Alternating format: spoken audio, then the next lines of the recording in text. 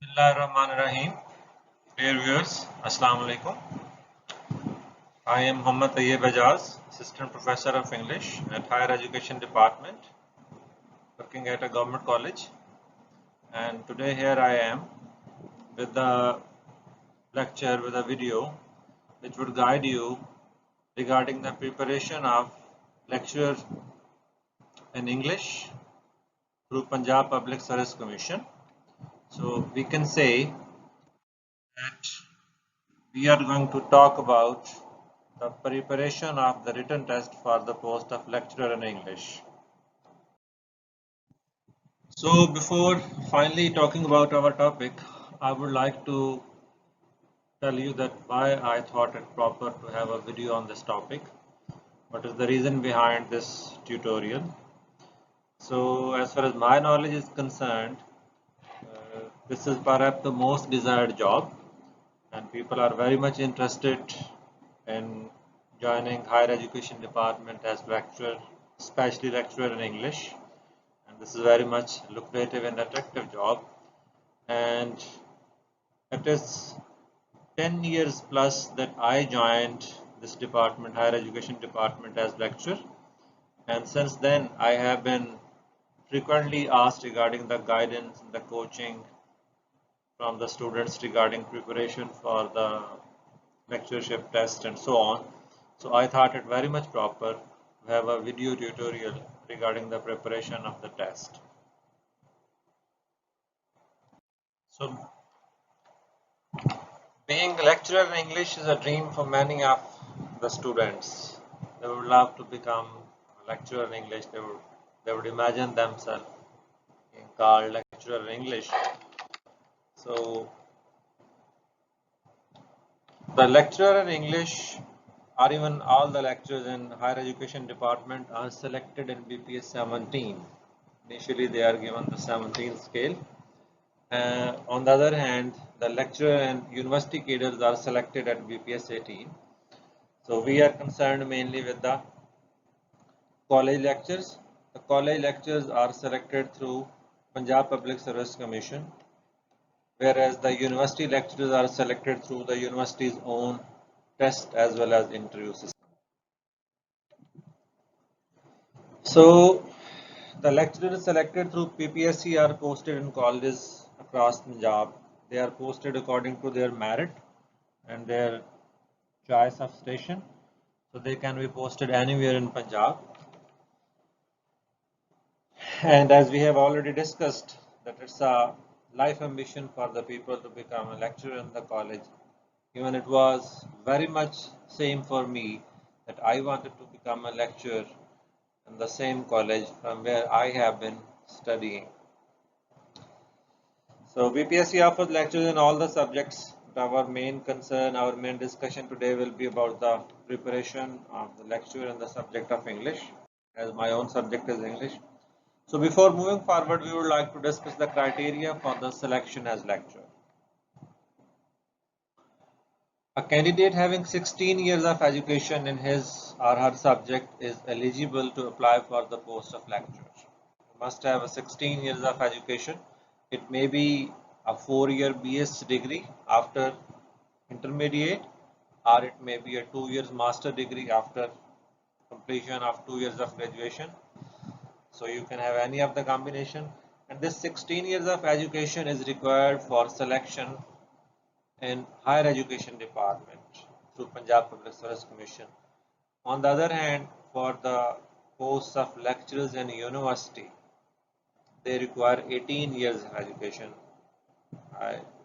In other words, minimum qualification required for the post of lecturer at university is MPhil, because they are in fact appointed at grade 18.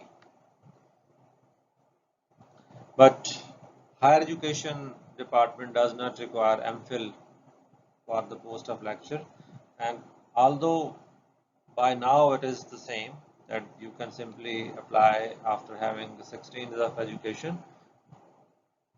Don't know in the coming years, in the coming time, the rules may be changed. So, what professional degree is required for lectureship? Many of the students have questions in their mind that whether any professional degree is required for the post of lecturer, but I would like to tell you that no professional education degree is required for the post of lecturer.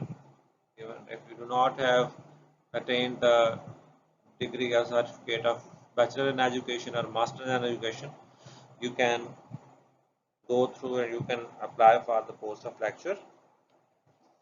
For the selection in school department at various posts, like the post of SS, the subject specialist, or any other post, these professional degrees may be required. One more thing, that in Punjab Public Service Commission, if you are having any relevant degree, you are given a bit more credit, more weightage. Like if you are going to apply for the post of lecturer and you have got BA degree or MA degree, so you will be given definitely an extra edge. So what about the exam for the post of lecturer? The selection process comprises two parts. Not the test, but the selection process comprises two parts. The first part is the written examination, and after the written examination, an interview is conducted. Those people who qualify the written test and fall on merit are called for interview, and they are interviewed by a panel at Punjab Public Service Commission offices, and then comes the final selection based on the both written test performance as well as the interview performance. So our main concern is again how to prepare for the SAT test. In this part we will talk about the preparation for the written test. As you know that the first part of the test is a written test, and introduce the second part for those who pass the written test. So our major concern in this lecture will be preparation for the written test. We will talk how we can pass the written test, how to prepare for the written test, and so on. Before you start preparation, before starting any preparation, just keep in your mind that you have a faith in Allah Almighty, and you have a very strong belief and trust in your own self, in your own abilities, in your own capabilities. Just tell yourself that you can do it. This is the most important thing. Make your mind that you can do it and you will do it. Be determined, be consistent, and be very much passionate about your aim, about your target, about your ambition. And always prepare with success as the only option for you. Never think of failure. Never think of plan B. Just have a plan A and have your mind to get your plan A done.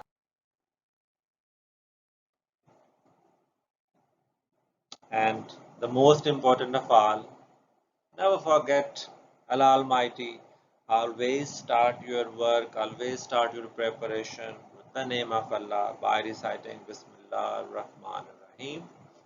And then never forget to recite this dua, Qul Rabbi zidni ilma. Always ask Allah Almighty to increase your knowledge. And after this very blessing of Allah Almighty, we move forward. So here comes the first step of the preparation. As you people know very well that in Punjab, various universities are working, various universities are offering masters in English or BS in English, and all the universities are having their own syllabus. But one thing which is common in all those syllabuses is that almost all the syllabi are very much near to each other. They have a lot of things in common. They might have writers in common, they might have philosophies in common, they might have works in common. So you must prepare your syllabus as the first step of your preparation. You can say that the syllabus of your last degree, the syllabus of your final degree is actually the syllabus of your test. So if you are a fresh graduate, that is very good. You have all the knowledge fresh in your mind. But if you have passed your degree some time ago, even some years ago, keep in your mind that you are not supposed to leave your books closed after completing your degree. Just be in touch with your books. You can be in touch with your books by reading yourself, by teaching others, by making notes, by revising the things, or by any other way that you like. The most important thing is that you are in touch with your syllabus, you are in touch with your contacts. So, whatever institute you earned your final degree, it doesn't matter. What syllabus you were taught, doesn't matter. What matters is that history of English literature is same everywhere. The contents of the history, the contents of the books you were taught in the subject of history of English literature, they are same at every place, and you're supposed to prepare it very well, very strong.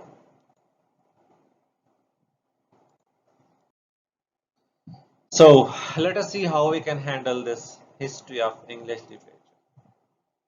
Although majority of the students think that history of English literature is a boring subject. Not only history of English literature, almost all histories are considered boring.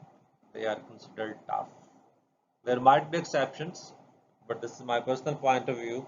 I myself thought it very much boring and very much least interesting thing to go through history. So better read a good history book and read it in a sequence in the form of a story. Never try to cram dates and other contents. This is my suggestion for you, that when you people are going to prepare history, when you people are going to study history, do not try to cram the dates, do not try to cram the events. Rather, go through the history in a sequence, in a chronological way, so that the events may sit in your mind. They may have a permanent place in your mind. Just try to read it in the form of a story. If you will read it like this, it will definitely make its place in your mind. The next important thing is the choice of books. Among a lot of other questions that the students asked, the most important thing that they ask is, sir, please recommend a book. Which book we should go? So, choice of book is very much important. Whatever subject you are even going to prepare. And when it is history of English literature, it is even more important. So, I would suggest that you should not read the history. Rather, you should study it. Study it with concentration. Study it with target in your mind. Do not just go through. Do not just read it like you read the things casually. Try to study it. Do not go for objective type questions. Some of the students are in the favor of cramming the objective type questions from the books of lectureship preparation or so on. I would not recommend it. Rather, I would ask you people not to go for the objective type questions in the first book. Initially, you must go through some good history book of a reasonable size, reasonable length, which should cover all major details. And after you have gone through such a book, in the second go, you should prepare yourself for studying an objective type book. Initially, you are supposed to read the history, study the history in detail, and then you should go for the objective. So, here are certain books that I have read myself, as well as I would like to recommend these books for you. History of English Literature by Michael Alexander. Alexander's book of history is very much famous. A Critical History of English Literature by David Datches. This David Datches history is found in two separate volumes. One of the history by David Datches is a brief and concise history. The other one is an in-detail history which consists of 4 volumes. So if you have ample time for preparation, you can get the detailed history, otherwise you can go through the concise history. And then the English literature, sometimes it's called History of English Literature by W.J. Long, William J. Long. This is also a very much interesting book. I found it very much suitable for the students. It was written in very easy language. So these are 3 recommended books for an in-detail study. On the other hand, we can have a short history of English literature by Benjamin Ifor Evans. Ifor Evans history के नाम से मशहूर है. And then the short Oxford history of English literature by Andrew Summers. So if you want to go through the short history of English literature, these 2 books are recommended. So definitely when you go to the market to buy a book of history of English literature or even any book, you will come across a lot of books, a big collection of books. The racks are filled with, the shelves are filled with the books everywhere. But my suggestion is that do not run after every title. This is not for you. Every book is not for you. Rather, you should select one book for the subjective part, for the subjective reading, for an in-detail reading. Out of all those books that we have discussed in the previous page, in the previous slide, you can select one book for subjective reading and in-detail reading, and then you should select one book for objective preparation. That is enough. If you are more concerned, you can go for maximum 2 books, but not more than 2 books are recommended. Every book of history that you will get, almost the events will be same. What differs is the diction or the style or something like that. The material will be the same, the dates will be the same, the events will be the same. Just the style of the writer may vary.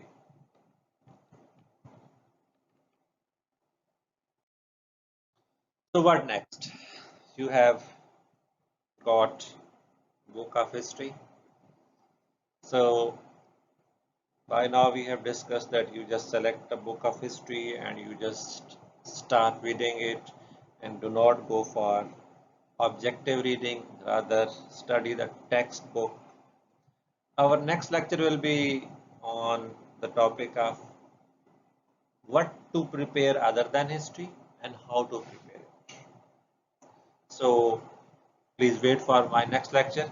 It will be available within next 2 or 3 days, not more than a couple of days. And in that very lecture, we will discuss what to prepare, how to prepare a writer, how to prepare a book, how to prepare poetry, novel, drama, prose, etc. And we will discuss in detail. As far as your questions are concerned, I would be very happy to answer your questions regarding the preparation of the test. So just put your question in the comment box and I would definitely reply you. If you want to get your answers in person, or even if you want to get your questions answered separately, you can put your email address in the comment box along with the question and I will answer your question through email. So thank you very much for being with me. I would like you to subscribe this channel for the further lectures. Thank you very much.